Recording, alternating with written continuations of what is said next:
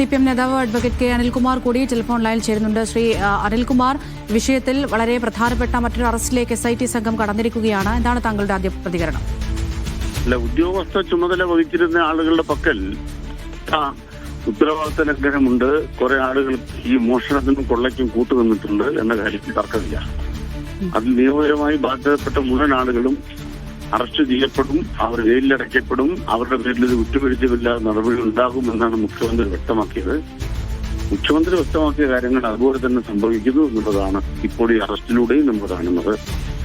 അതിലേതെങ്കിലും ഒരു വ്യക്തി ഏതെങ്കിലും ഒരു പ്രസ്ഥാനത്തിന്റെ ഭാഗമായി പിന്നീട് ദേവസ്വം ബോർഡ് പ്രസിഡന്റായി എന്നുള്ളത് ഏതെങ്കിലും ഒരു ഘട്ടത്തിൽ അദ്ദേഹം ദേവസ്വം ബോർഡ് ജീവനക്കാരനായിരുന്ന കാലത്തെ വീഴ്ചയ്ക്ക് രാഷ്ട്രീയ ഉത്തരവാദിത്വമൊന്നും CPM-നില്ല.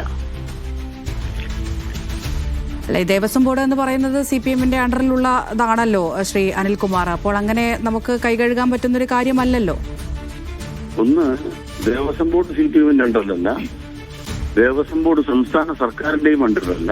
തീർച്ചയായും വളരെ പ്രത്യേകമായ ഒരു നിയമപ്രകാരം രൂപീകരിച്ചിട്ടുള്ളതാണ് തിരുവിതാംകൂർ ദേവസ്വം ബോർഡ്. അതിലേക്ക് 2 അംഗങ്ങളെ തെരഞ്ഞെടുക്കുക എന്ന ചുമതലയാണ്, 3 അംഗങ്ങളെ നൽകുക എന്ന ചുമതലയാണ് സർക്കാർ വഹിക്കുന്നത്. ദേവസ്വം ബോർഡിന്റെ ദൈനംദിന പ്രവർത്തനത്തിൽ ഇടപെടാൻ സർക്കാരിന് അധികാരമില്ല. അവിടെ നടക്കുന്ന ഓരോ കാര്യങ്ങളെ സംബന്ധിച്ചും കൃത്യമായ പരിശോധനയ്ക്ക് കോടതിക്ക് അധികാരമുണ്ട്. അതിന് ഹൈക്കോടതിയിൽ ഒരു ബെഞ്ച് തന്നെയുണ്ട്. പക്ഷേ പാർട്ടി നോമിനിയായിട്ടാണല്ലോ തലപ്പത്തേക്ക് വരുന്നത്.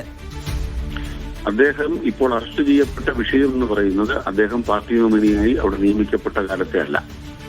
അദ്ദേഹം ദേവസ്വം കമ്മീഷനായിരുന്ന സന്ദർഭത്തിൽ അവിടെ ഉണ്ടായ വീഴ്ചയെ സംബന്ധിച്ചാണ് ഇപ്പോൾ അറസ്റ്റ് ഉണ്ടായിരിക്കുന്നതെന്ന് ഞാൻ മനസ്സിലാക്കുന്നത്. ദേവസ്വം ബോർഡ് പ്രസിഡന്റ് സ്ഥാനത്തിരുന്നുകൊണ്ട് ഒരു വീഴ്ച വരുത്തി എന്നുള്ള വിവരം ഇപ്പോൾ ലഭ്യമല്ല. ലഭ്യമാകുമ്പോൾ അതിനെന്തെങ്കിലും രാഷ്ട്രീയമായ നിലവാരമുണ്ടെങ്കിൽ അതിന് കൃത്യമായ മറുപടി നൽകും. ഏതെങ്കിലും തെറ്റായ ഒരു കാര്യം ചെയ്യാനും പാർട്ടി ആരെയും ചുമതലപ്പെടുത്തിയിട്ടില്ല. ഭരണപരമായി ഇത്തരം കാര്യങ്ങളുടെ വീഴ്ച ഒരു ഭാഗം. 2, ക്രിമിനൽ കുറ്റം മറ്റൊരു ഭാഗം. ക്രിമിനൽ കുറ്റത്തിന്റെ കാര്യത്തിൽ ഒരു മാപ്പും ആരും അർഹിക്കുന്നില്ല. അത് കൃത്യമായി പരിശോധിക്കപ്പെടുമെന്ന് മുഖ്യമന്ത്രിയുടെ വാക്ക് പാലിക്കുക തന്നെ ചെയ്യും.